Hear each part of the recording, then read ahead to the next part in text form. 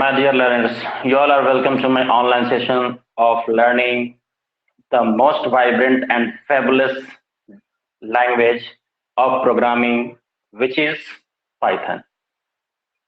So, first of all, we will see the historical development of your Python.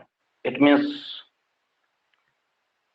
what was the reason and why did it develop by the specific person and what are the application of Python in today's life.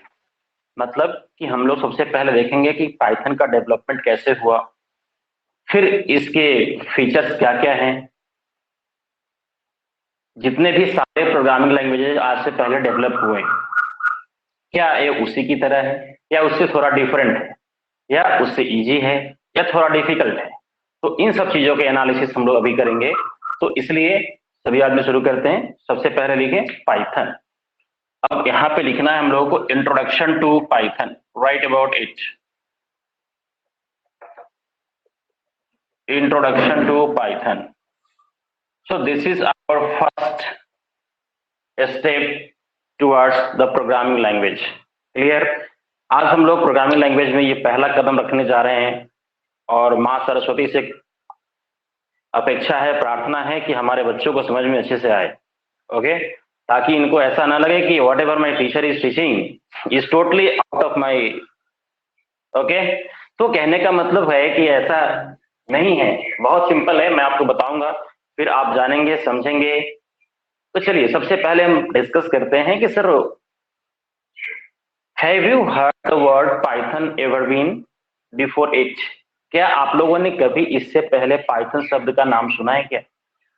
अगर आपसे Python का literal meaning पूछा जाए तो मैं समझता हूं आप लोग सीधे बोलेंगे sir it is a kind of snake. Yes sure, it happens, kind of snake. तो क्या हम यहाँ पे सांपों के बारे में पढ़ने वाले हैं? बिल्कुल नहीं। मतलब कि इस लैंग्वेज का नाम पाइथन क्यों पड़ा, इसके पीछे एक छोटी सी स्टोरी है। वो स्टोरी क्या है? अब भाई जावा का नाम जावा क्यों पड़ा, इसके पीछे भी रीजन है। सी सी सी प्लस प्लस क्यों पड़ा, इसके पीछे भी रीजन है। ओके, तो जिस तरह से ये आप नोमेनक्लेचर की बात तो आप सोचते हैं, देखते हैं, तो पाइथन नाम क्यों पड़ा इस लैंग्वेज का? क्या Python which is normally it is a kind of snake, क्या हम लोग यहाँ पे किसी सांप के बारे में पढ़ने वाले हैं, उसके जीवन शैली के बारे में पढ़ने वाले हैं? तो नहीं, यह बिल्कुल नहीं है। अगर इसका स्टडी और डीप करेंगे तब आपको समझ में आएगा कि पाइथन इस लैंग्वेज का नाम क्यों पड़ा। तो आज हम लोग सबसे पहले वहां से शुरू करेंगे। आप सभी आदमी जानते होंगे कि एक चैनल चलता था, उस चैनल का नाम है BBC। नाम सुना होगा आप लोगों ने, ब्रिटिश ब्रॉडकास्टिंग। ओके, तो जिस तरह से आपके सोनी चैनल पे, स्टार चैनल पे डिफरेंट सारे सीरियल्स चलते हैं, जैसे सास भी कभी बहू थी, ठीक है। तो कहने का मतलब क्या हुआ कि बहुत तरह के चैनल्स आप चलते हैं घर पे, हमारे महिलाओं के लिए, हमारे माँ बहनों के लिए बहुत फेवरेट सीरियल होता है। उस वक्त उनको डिस्टर्ब ना करिए, नहीं तो फिर आप कोप का भाजन बन सकते हैं, ठीक है। तो पता नहीं उनको उसमें क्या आनंद आता है, बट जो भी आनंद आता है उनको आने दीजिए। क्लियर ना? तो मैं बता रहा हूं कि आज की बात नहीं है, ये लगभग 1964 की बात है। 1964-65 उस वक्त चलता था। अभी वो सीरियल बंद है और उस ब्रिटिश ब्रॉडकास्टिंग BBC चैनल हुआ करता है, अभी भी है, ऐसा नहीं कि वो खत्म हो गया है। तो वहां पे एक जो सीरियल चलता था, जो एक एपिसोड चलता था, उस एपिसोड का नाम था पाइथन। और पाइथन मीन्स पाइथन सर्कस। वो चलता था क्या? Python circus. तो पाइथन और सर्कस, तो पाइथन उस सर्कस का नाम था। और सर्कस तो आप लोग सभी आदमी समझते हैं, having a lot of fun and amusement. मतलब सर्कस जब हम लोग देखने जाते हैं तो वहां पे क्या करते हैं? फुल एंजॉय करते हैं। अरे यार क्या वाओ, गजब लग रहा है, अरे मौत का कुआं, वाओ देखो कैसे हम बाइक, कैसे बाइक रेसिंग चल रहा है यहाँ पे। तो having a lot of fun, सीधी सी बात है, दो शब्दों में हमको समझना है, हैविंग लॉट ऑफ फन। बस मतलब क्या हुआ कि पाइथन का मतलब होता है, पाइथन तो सर्कस का नाम था, लेकिन सर्कस में हम लोग क्या करते हैं? हम लोग बहुत सारे इंजॉयमेंट करते, ठीक है, बहुत मतलब मजे में रहते हैं उस वक्त, अरे कोई डिस्टर्ब मत करो, हमको देखना तो क्या हो रहा है, right.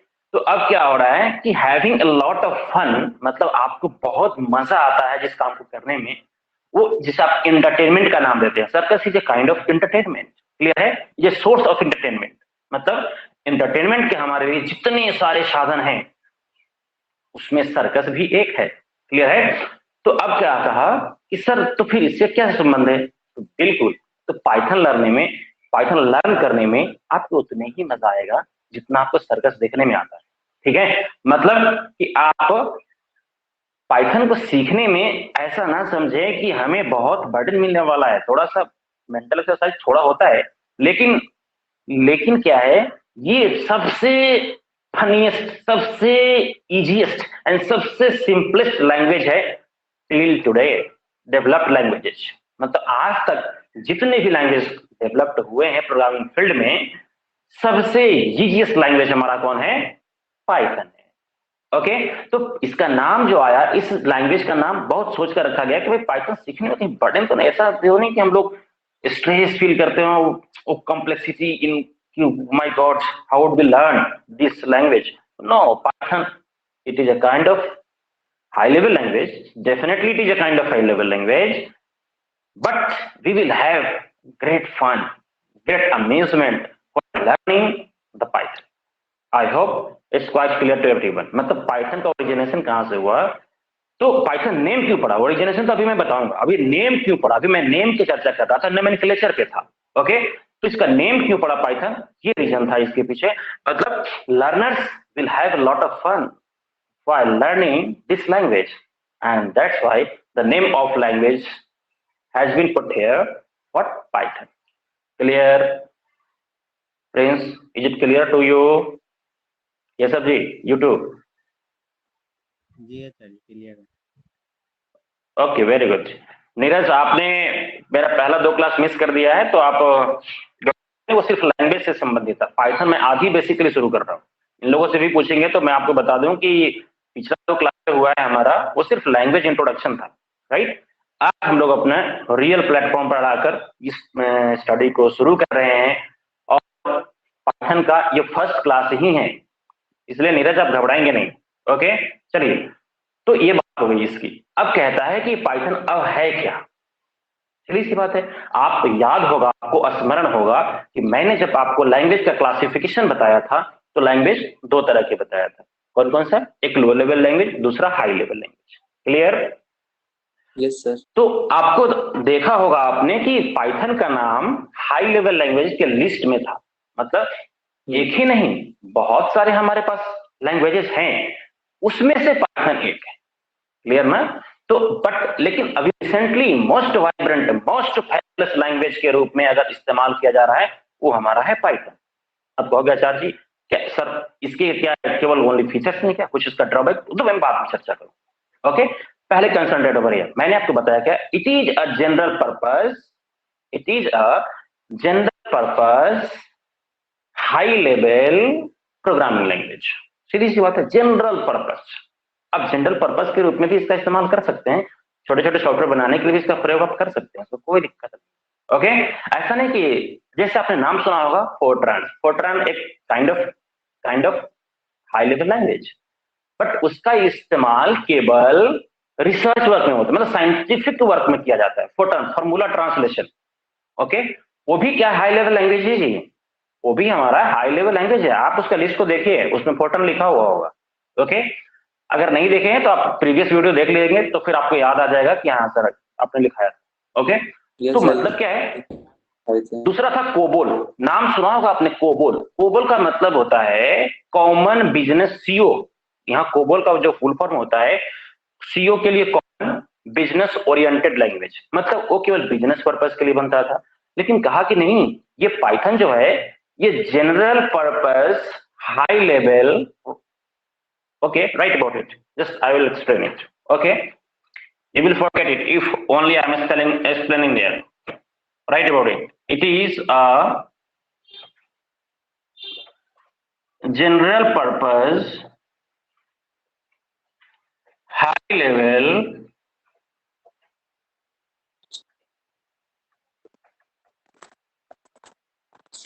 programming language.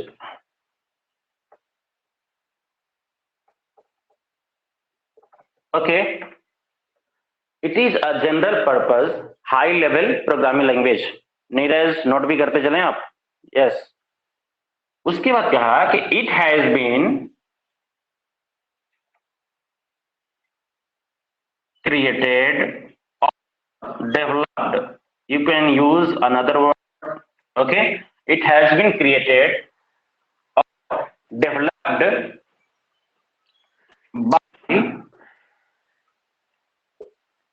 Guido van Rossum at, concentrate over here, at Centrum Visconde and Informatica.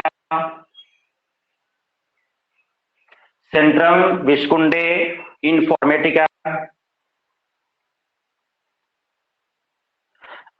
It is what? It is a computer library. Centrum Visconde computer library is there. Okay.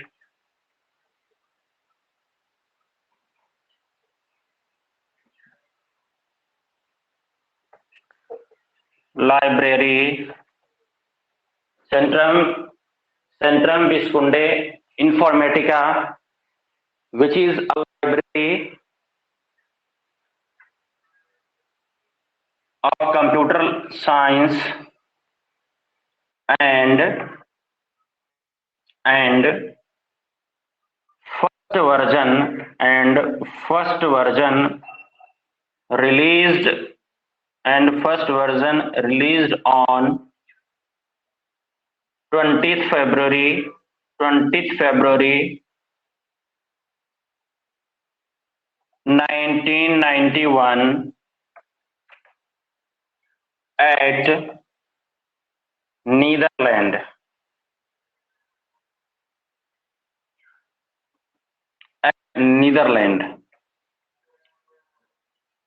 It is a dynamically typed programming language. It is a dynamically typed programming language. Although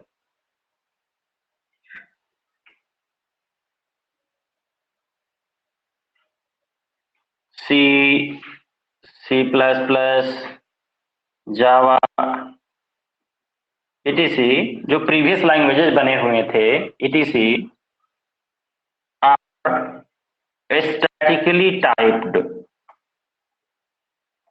statically typed programming language.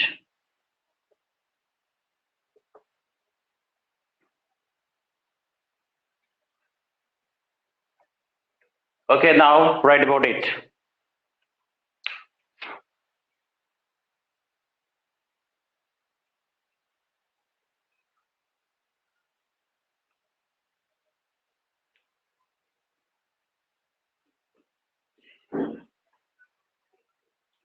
Have you written, my dear students? लिख लिया आप लोगों ने? जी. Neeraj, got it? जी हो गया.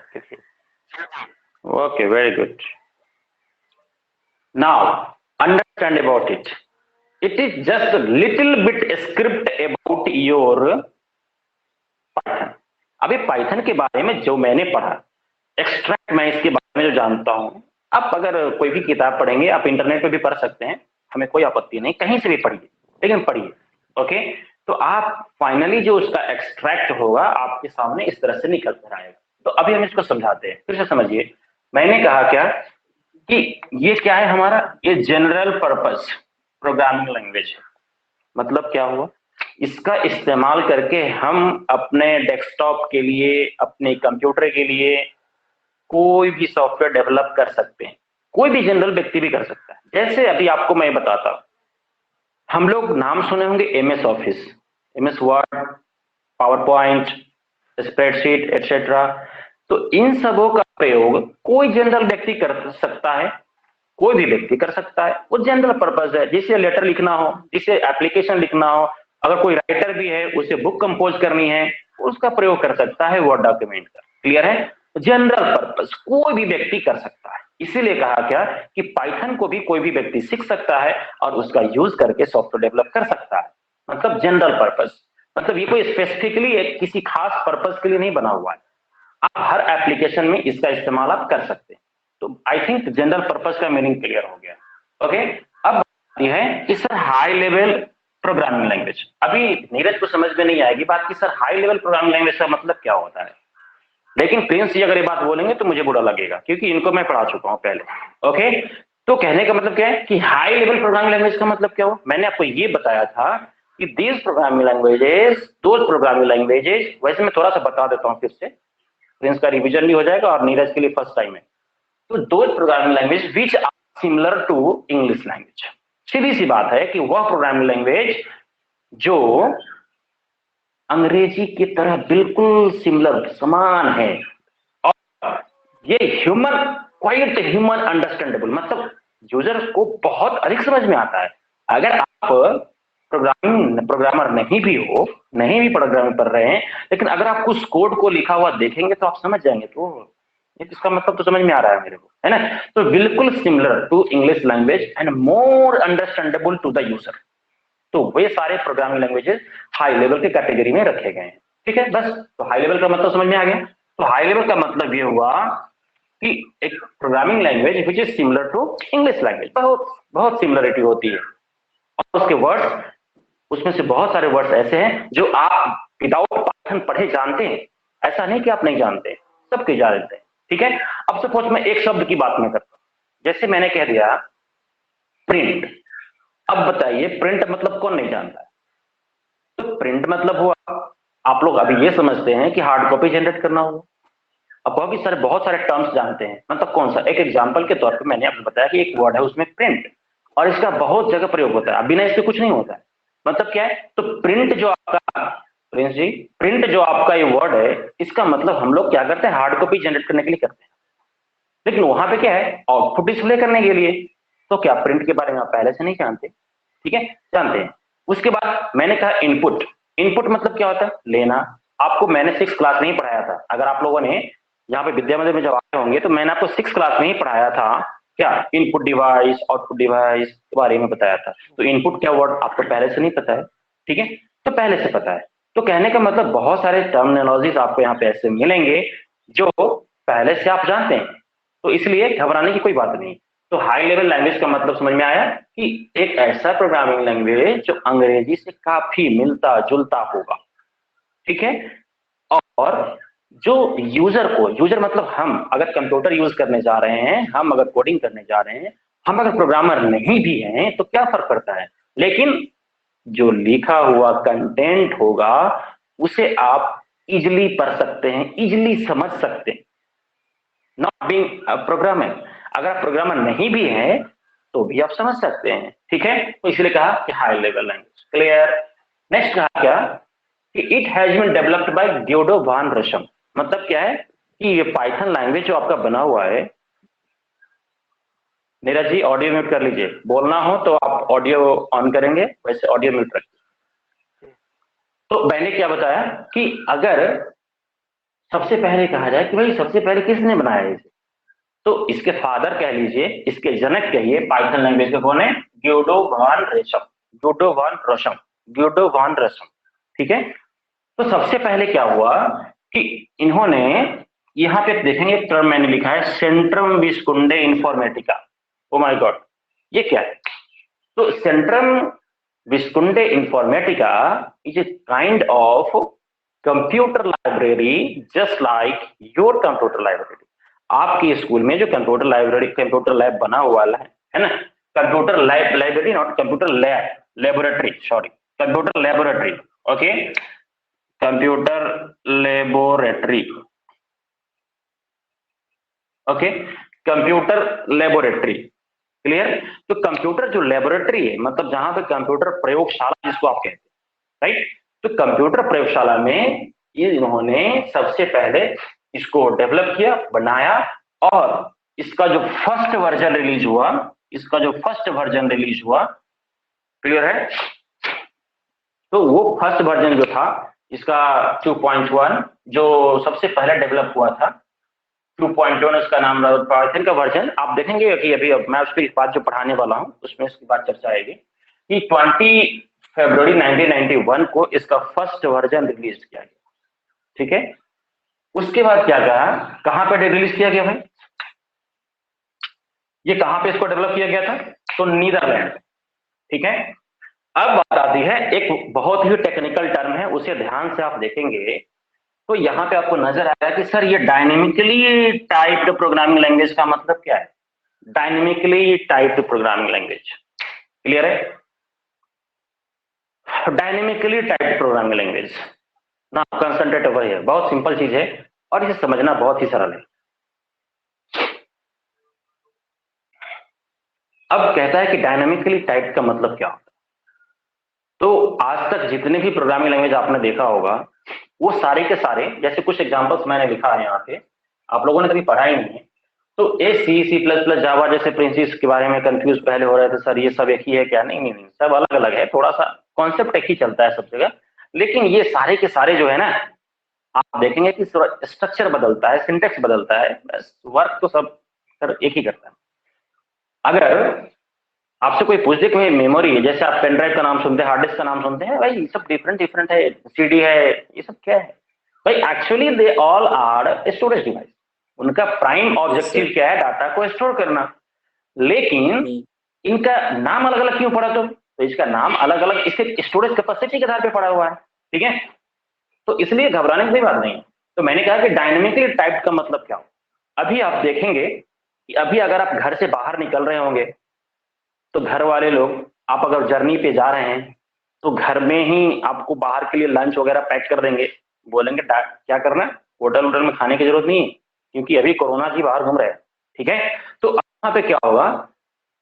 लेकिन इससे पहले क्या होता था कि जब हम लोग कहीं जाते थे, रास्ते में जा रहे हैं, जर्नी पे जा रहे थे, और जहां भूख लगी वहां कोई रेस्टोरेंट, कोई होटल देखकर बैठ के अपना भोजन कर, मतलब कि जब आप चलना शुरू कर दिए तब इसके लिए सोचना अधिक आवश्यक नहीं था कि हम लोगों को घर से ही 2 दिन का खाना पैक करवा कर ले जाना है और कुछ ऐसे भोजन हम लोग को बनवा कर रख लेने हैं जो जो क्या हो कि जल्दी खराब ना हो और हम लोग के पूरी जर्नी में काम आ जाए। अब क्या हुआ?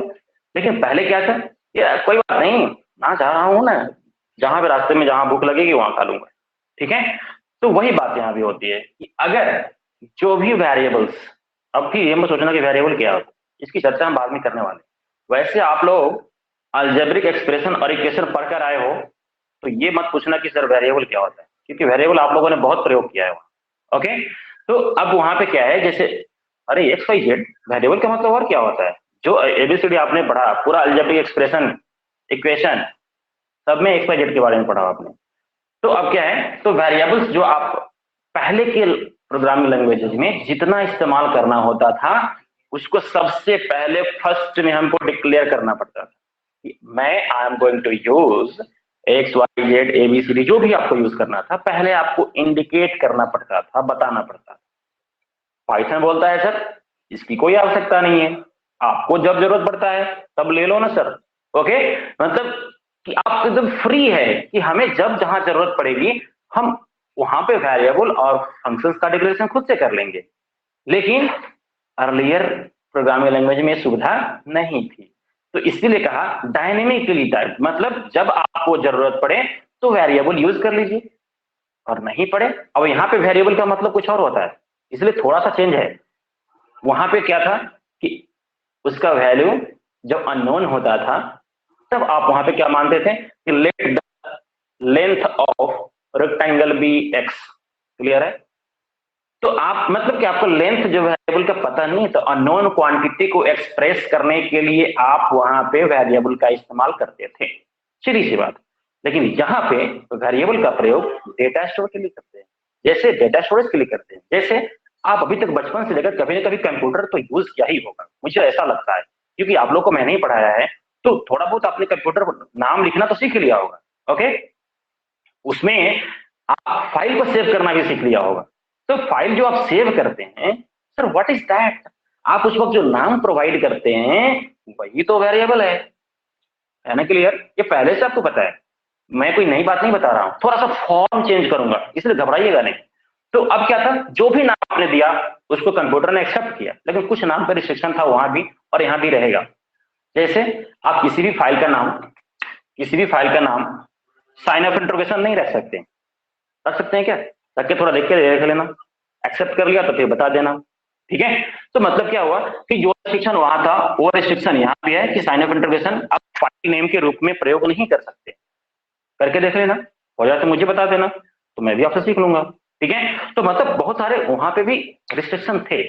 तो जो भी नाम आप देते थे, प्रिंस, कुमार, ढुलवज्जा, जो भी अपना ये इतना लंबा नाम दे दिया, सब कुछ एक ही साथ लिख दिया, तो कहते थे सर अलाउड, आप रख सकते हैं इसमें नाम, कोई प्रॉब्लम नहीं है सर। उसके बाद केशव जी पहुंचे वहां पे, राइट क्लिक मारा, उसको रिनेम कर दिया केशव कुमार फॉरबिसगंज।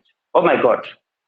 तो अब क्या हुआ, उसी फाइल का नाम बदल के मतलब वेरिएबल का नाम चेंज कर दिया इन्होंने, तो वो अलाउड है। ठीक है, तो वो क्या हुआ, तो आपको लगता है कि मेरे फाइल का नाम है, and at that situation you are also in illusion. आप उस वक्त भ्रम में जी रहे थे। ये कैसा भ्रम था? तो भ्रम ये था कि आप ही सोचते हैं कि वो मेरे फाइल का नाम, लेकिन मैं कहता हूं वो एक मेमोरी का नाम था जहां पे आपका फाइल स्टोर किया गया है। क्लियर? नॉट क्लियर ना? Clear everyone? नहीं था वो। क्या था? मेमोरी था ये वो। भ्रम था ना सर? हाँ, वो ही तो मेमोरी लोकेशन था आपका, है ना, कि जहां पे आपका फाइल स्टोर किया हुआ है। अगले दिन जब आप आते हैं, कंप्यूटर ऑन करते हैं, तो अपना लोकेशन ढूंढते हैं। ओ माय गॉड, केसर नाम से फाइल मैंने सेव किया था, प्रिंस नाम से मैंने फाइल सेव किया था, नीरज नाम से फाइल मैंने सेव किया था। तो नीरज और केशव और ये कुछ नहीं था, ये मेमोरी का नाम था वहां पे। क्योंकि आप जानते हैं कि एक हार्ड ड्राइव में बहुत सारे फाइल्स रहते हैं, तो उतने छोटे छोटे क्रिएट करते हैं, वहां पे मेमोरी बना होता है। इसका मतलब मेमोरी ब्लॉक एक्वायर किया हुआ है। फिर आप उसको डिलीट कर दें, वो रिलीज हो जाएगा वहां से। जब रिलीज हो जाएगा तो फिर अपना वो ओरिजिनल फॉर्म फिर उसके लिए ब्लैंक हो गया, एम्प्टी हो गया। मतलब आप उस वक्त जो नाम प्रोवाइड कर रहे थे वो फाइल नाम नहीं, बल्कि क्या था, वो मेमोरी, एक स्टोरेज प्लेस का नाम था। क्लियर? सर वो मेमोरी को अगर हम डिलीट कर देंगे तो वो कहाँ जाएगा? अब देखिए, आप वहां से फाइल को डिलीट करते हैं, मेमोरी को डिलीट नहीं करते। ठीक है, अब आप देखेंगे क्या कि जैसे मान लीजिए आपका 2 GB का फाइल, 2 GB का मेमोरी है, क्लियर, और आपने 1 GB का फाइल उसमें रख दिया। ठीक, तो अब आपका रेस्ट मेमोरी दिखाएगा 1 GB, दिखाएगा कि नहीं दिखाएगा? मतलब क्या हुआ कि 1 GB मेमोरी तो दूसरे को अब अलॉट हो चुका है ना, दूसरे दूसरे फाइल ने उसको ऑक्युपाई कर लिया है। क्लियर? मतलब अब आपके जो रेस्ट पार्ट बचा है आप उसका ही इस्तेमाल कर सकते हैं। तो आखिर रेस्ट पार्ट क्या है? तो मेमोरी लोकेशन ही तो रेस्ट पार्ट है। ऑक्युपाइड पार्ट क्या है? तो मेमोरी लोकेशन ही तो ऑक्युपाइड पार्ट है। Not clear? Is it clear? बात में आ रही है ना? तो ऑक्युपाइड पार्ट क्या है? तो मेमोरी। और रेस्ट पार्ट क्या बचा? तो मेमोरी। तो नाम का तो वहां पे कोई एग्जिस्टेंस ही नहीं बच रहा है मेरे लिए। मतलब हमने जो नाम दिया वो क्या था? एक ऑक्युपाई करने के लिए, उस फाइल का लोकेशन जानने के लिए, हाँ, इस नाम से मैंने यहाँ पे फाइल रखा है। क्लियर ना? ठीक है, अब कहोगे कि सर मेरा फाइल नेम कितना मेमोरी ऑक्युपाई करेगा? यस नीरज पूछिए। सर बोले जो भी डाटा जो है स्पेस लेता है उसको हम मेमोरी कर सकते, चाहे वो फाइल हो या डॉक्यूमेंट हो। जैसे आपने कहा कि जो भी डाटा हो उसको मेमोरी, कह डाटा को मेमोरी नहीं कहते, ये तो कभी नहीं कह सकते आप। मतलब जो आपका कोई भी मेमोरी हो उसे कोई फर्क नहीं पड़ता है। जो फाइल नेम आप जिसको आप समझ रहे थे वो एक वेरिएबल था, एक मेमोरी लोकेशन का नाम था।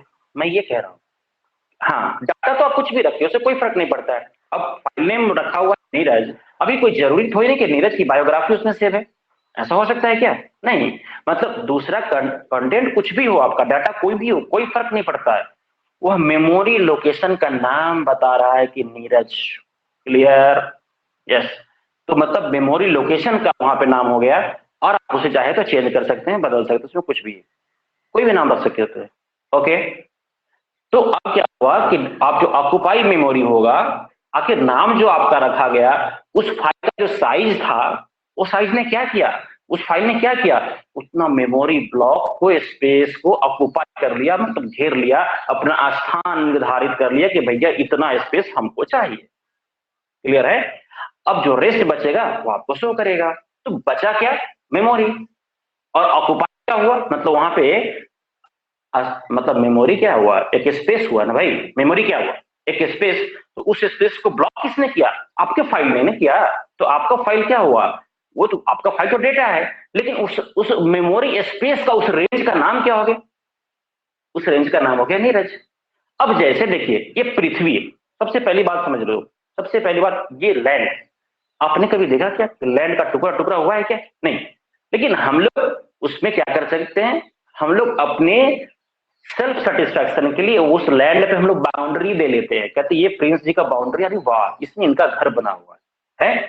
क्या एक्चुअली आप लैंड का डिवीजन कर दिए क्या वहां पे, नहीं। वो एक आपने वर्चुअल वहां पे लाइनिंग कर दिया कि ये स्पेस जो है ये मेरा है।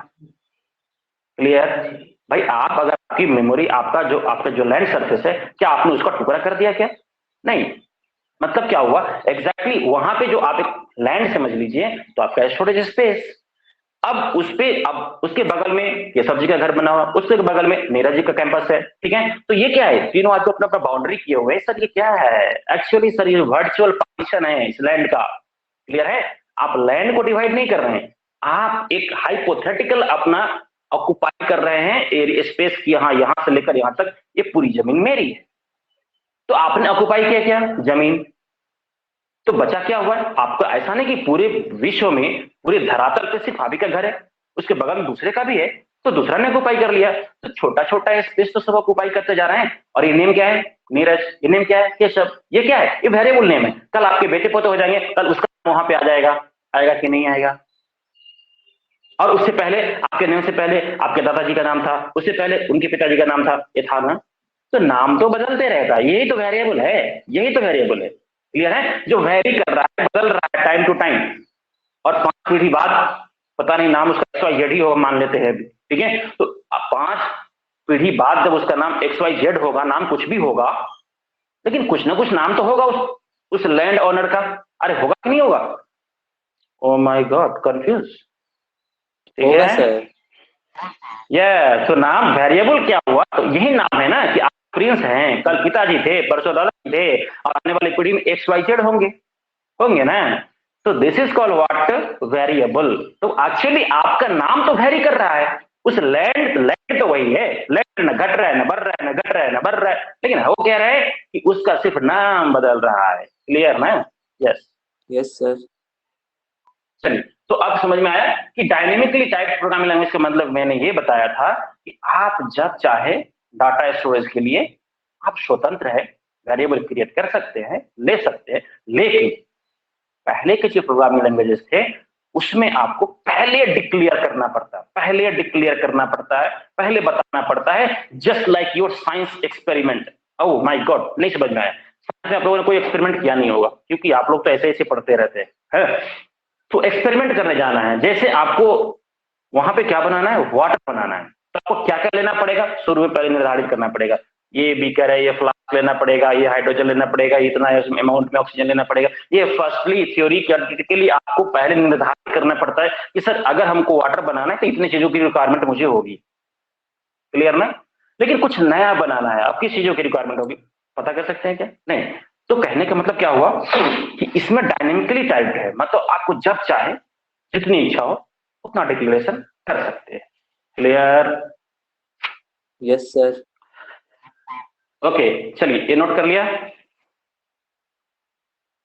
Now right about the features of why are compelling to learn Python right now. अभी हम लोग पाइथन क्यों सीख रहे हैं, क्या जरूरत है इसकी आज के डेट में, और कंप्यूटर के फील्ड में इसका क्या इंपॉर्टेंस है, इसकी कौन कौन सी विशेषताएं हैं जिसके लिए हम लोग यहाँ पे प्रयासरत है, हम लोग कोशिश कर रहे हैं कि इसको हम लोग सीखें। ठीक है, तो थोड़ा इसके फीचर्स के बारे में हम लोग समझ लें कि what are the features. So write down the features of Python.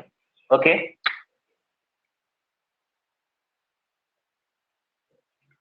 Features of Python.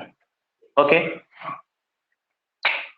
तो आपको मैंने बताया है पहले शब्दों में कि having lot of fun and amusement, मतलब आपको सीखने में बहुत ही ये सरल लगेगा। तो सरल को अंग्रेजी में कहते हैं easy, easy and simple to learn, and simple to learn. ये इसकी विशेषता है कि इतनी फ्लेक्सिबिलिटी किसी और प्रोग्रामिंग लैंग्वेज में आप लोग को नहीं मिलेगी। अब भविष्य में क्या मिलेगा वो नहीं जानता, लेकिन अब तक के जो प्रोग्रामिंग लैंग्वेज बने हुए हैं, जितनी फ्लेक्सिबिलिटी और सिंपलिसिटी इसमें है वो किसी और में नहीं। ओके, दूसरा मैंने बताया क्या, आपको मैंने डेफिनेशन में भी लिखाया था, ये हाई लेवल लैंग्वेज है, ये भी इसकी विशेषता है। तीसरा पॉइंट मैंने जो आपको बताया क्या, ये ऑब्जेक्ट ओरिएंटेड एंड, ये दोनों को इंक्लूड करता है, object oriented and procedure oriented.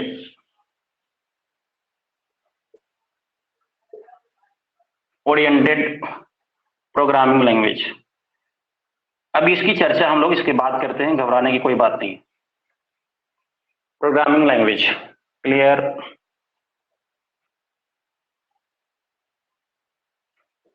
Next, सबसे इंपॉर्टेंट बात यह है कि सर ये एक फ्रीवेयर है। क्या है?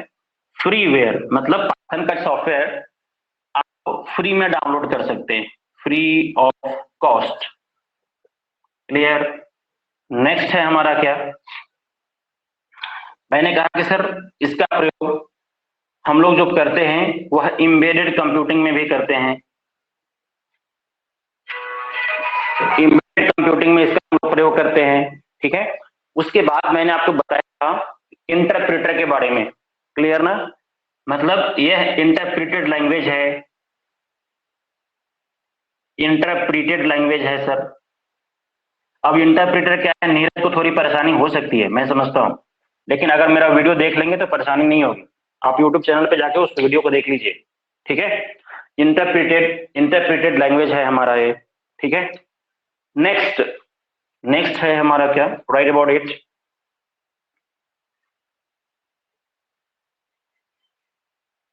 पोर्टेबिलिटी। Portability, okay. पोर्टेबिलिटी का मतलब क्या होता है कि प्रोग्राम किसी एक कंप्यूटर डेवलप किया हो, पहले आप लिख लो, मैं आपको समझा देता हूं, ठीक है। Migration of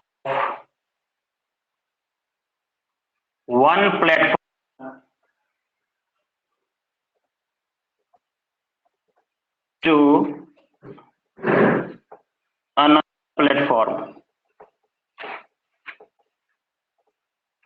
okay. Migration of one platform to another platform, okay. Right about next, मैंने कहा कि ये हमारा जो पाइथन है वो open source, what is this, open source मतलब क्या है कि can be customized, can be customized, this language can be customized and customized and enable to, can be customized, right about it, can be customized,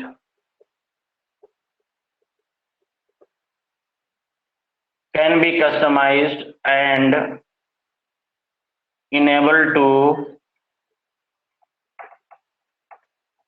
visualize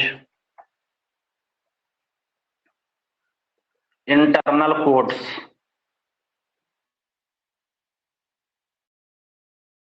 okay. Write down next point number 9, जो हम लोगों ने देखा अभी, dynamically typed, बहुत बड़ी feature है इसकी, डायनेमिकली टाइप्ड प्रोग्रामिंग लैंग्वेज।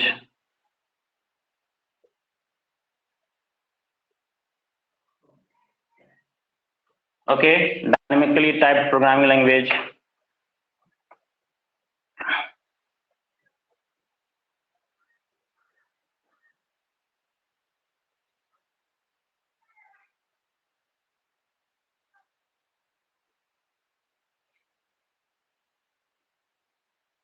हो गया, लिख लिया आप लोगों ने?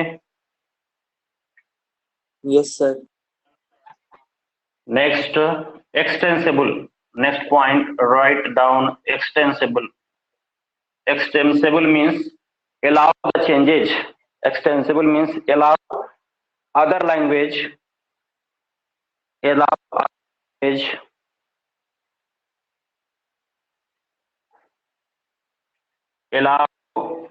Allow other language.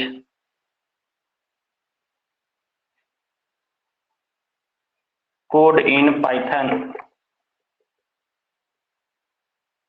Allow other language code in Python. Okay.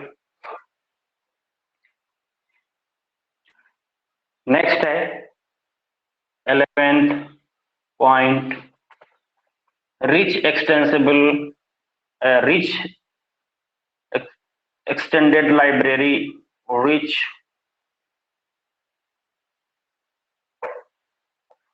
extensible library,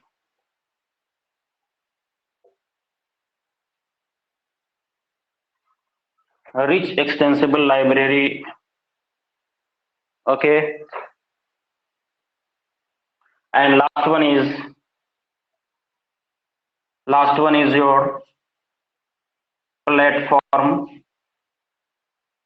independent.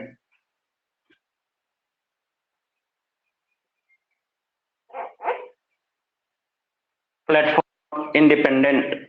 Okay, so this is all about your all features of your Python. Note it down.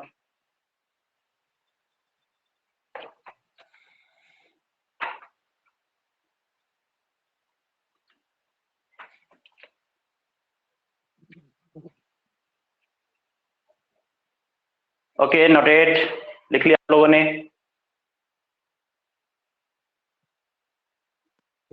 Yes sir. Okay, now अब आपको मैंने इसमें से बताया कि पहला point क्या है हमारा, easy and simple to learn. मैंने आज तक रियलाइज किया है, मैं सी भी पढ़ाया, C++ भी पढ़ाया, जावा भी बताया। तो कहने का मतलब ये है कि जितने भी प्रोग्रामिंग लैंग्वेजेस आज तक हम लोगों ने पढ़ा, तो उसमें सबसे इजीएस्ट लैंग्वेज जो है हमारा वो पाइथन है। मतलब आपको सीखने में भी बहुत मजा आएगा और बहुत इसमें कोई ओवरहेड नहीं है ही नहीं बिल्कुल हमारे। ठीक है, तो पहला क्या कहा, दूसरी बात ये कॉमन है, आपको मैं डेफिनेशन में क्लियर कर चुका हूं कि सर ये हमारा हाई लेवल लैंग्वेज है। और हाई लेवल लैंग्वेज किसे कहते हैं अब मत पूछना। ओके, नेक्स्ट क्या कहा कि object oriented programming language. Clear है? Object oriented programming language. Object oriented programming language का मतलब क्या है कि अब इसमें हर चीज जो हम लोग कल्पना करते हैं, जो भी अपने सॉफ्टवेयर को डेवलप करते हैं, तो सबके लिए हम लोग क्या करते हैं, ऑब्जेक्ट का क्रिएशन करते हैं। ठीक है, और ऑब्जेक्ट क्या होता है ये चर्चा हम लोग करेंगे नेक्स्ट क्लास में, और यहाँ से हम लोग समझने का प्रयास करेंगे।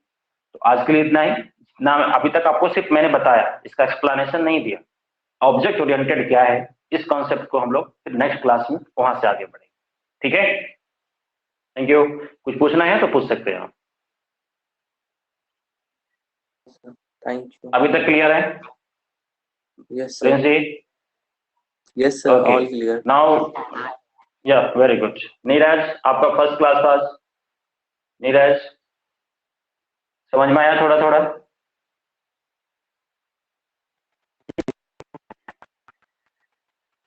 Okay, thank you. अगर जिनको समस्या होगी वो डायरेक्टली पूछ भी सकते हैं फोन कर। Thank you.